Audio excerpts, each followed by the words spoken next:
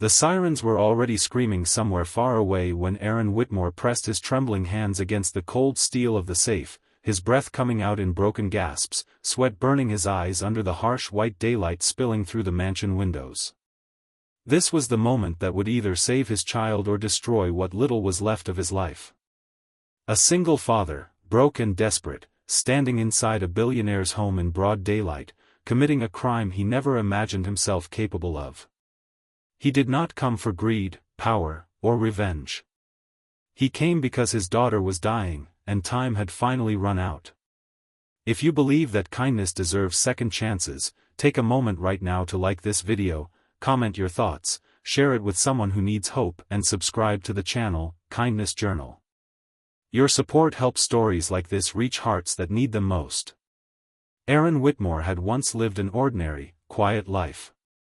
He worked long hours as a construction foreman under the open sun, his skin permanently tanned, his hands rough and scarred from honest labor. After his wife passed away unexpectedly years ago, the world shrank to just him and his daughter, Nora Whitmore, a fragile 9-year-old with bright eyes and a smile that tried to hide how often she was in pain. Every morning, Aaron woke before sunrise, packed her lunch, tied her shoes, and promised her he would always be there, even on the days when his voice shook with fear. Their small rented apartment smelled of instant coffee and old books, and though money was always tight, love filled every corner. Then the diagnosis came like a thunderbolt on a clear day.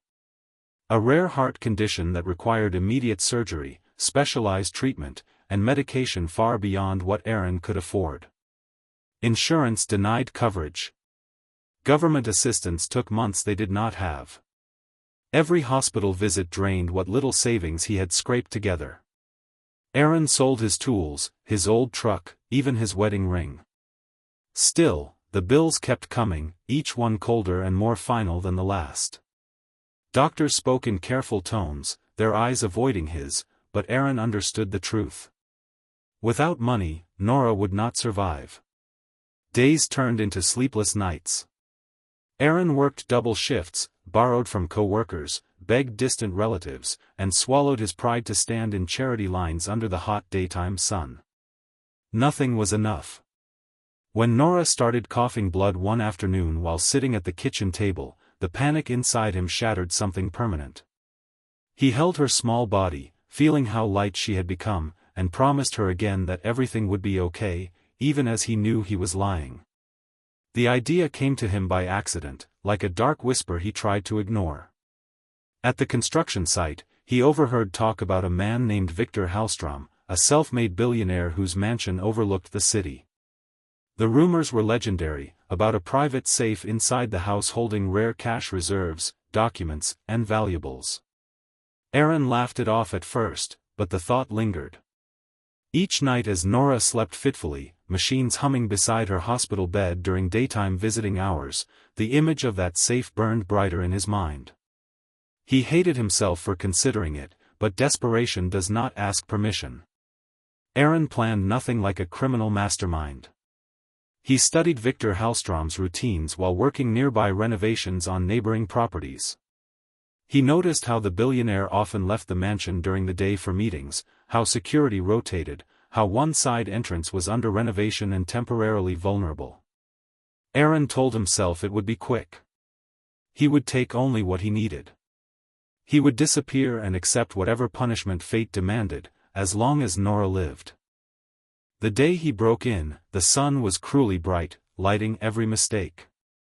His heart pounded louder than the birds outside as he slipped into the mansion, his boots echoing on marble floors that mocked his poverty. The house was quiet, almost peaceful, filled with art and luxury that felt unreal.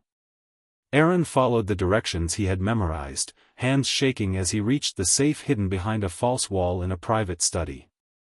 When the lock finally clicked open, relief and terror crashed over him at once. He never heard Victor Hallstrom enter until it was too late. The billionaire stood frozen in the doorway, tall, silver-haired, his tailored suit sharply contrasting Aaron's dust-stained clothes.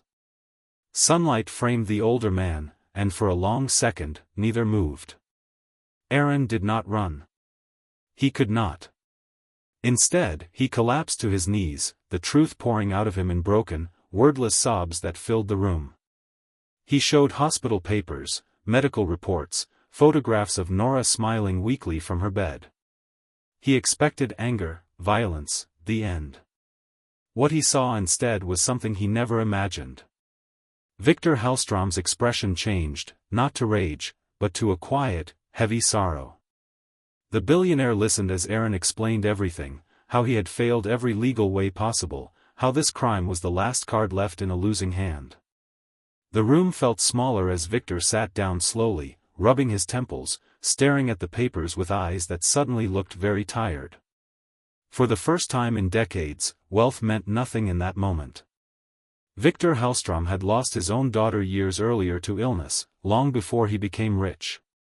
The pain had hardened him, driven him to build an empire where money was control and loss could not touch him again. Seeing Aaron on his knees shattered the wall he had spent a lifetime constructing. Instead of calling the police, Viktor did something unexpected. He closed the safe, locked it, and told Aaron to stand up. That afternoon, under the same daylight that had witnessed a crime, Viktor made a decision that changed 2 lives. He arranged immediate medical care for Nora, contacting specialists across the country, opening doors that had been slammed shut on Aaron for months. He paid for the surgery, the medication, the travel, and the recovery without hesitation. He did not ask for repayment. He did not ask for secrecy. He asked only that Aaron promise to never give up on being the father Nora needed.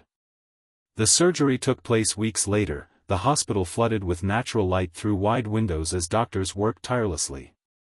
Aaron waited, pacing the hallway, his hands clasped in prayer, his entire existence balanced on the outcome.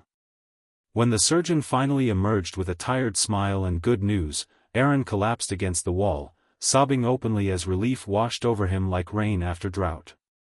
Nora survived. She began to heal. Color returned to her cheeks, laughter slowly finding its way back into their days. News of the incident spread, not as a crime, but as a story of humanity. Viktor Hellstrom publicly took responsibility, admitting what had happened and explaining why he chose compassion over punishment. Instead of outrage, the world responded with awe. Donations poured into charities for sick children. Laws were questioned. Systems were challenged. A single desperate act opened conversations that money alone never had. Aaron faced consequences too, but not the ones he feared. He worked for Viktor's foundation, helping families navigate medical systems, using his experience to guide others away from the edge he once stood on. Each day, he watched Nora grow stronger under the open daylight, running, laughing, living. The guilt of his actions never fully left him, but it transformed into purpose.